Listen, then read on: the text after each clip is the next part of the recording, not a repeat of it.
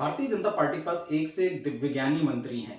MP अजब है, MP गजब है, ऐसे ही नहीं कहा जाता। और अब सोचिए कि अगर मई का महीना निकल गया है और अब कोई व्यक्ति कहे कि मैं बिजली बचाना चाहता हूं, जबकि मई के महीने में सबसे ज्यादा बिजली का कंजप्शन होता है। अब कोई व्यक्ति कहे कि मैं बिजली बचाना चाहता हूं, तो आप उसे क्या कहेंगे? जी हाँ, मध्य प्रदेश के जो मंत्री हैं सत्यम सिंह तोमर, उन्होंने एक घोषणा की है कि अब वे बिजली का जो उपयोग है उसको कम करने के लिए एक तो वो प्रेस किए हुए कपड़े नहीं पहनेंगे।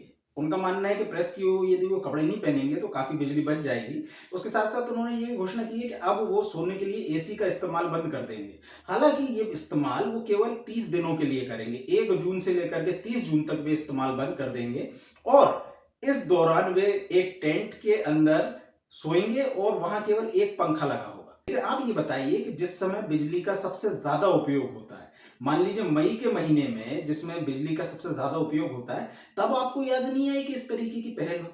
और जो जनता त्राही त्राही कर रही है, जिसके यहाँ बिजली कटौती हो रही है, उसको आप एक विकल्प तो दीजिए कि वो इस तरीके के प्रोसीडिंग्स पे जा सके।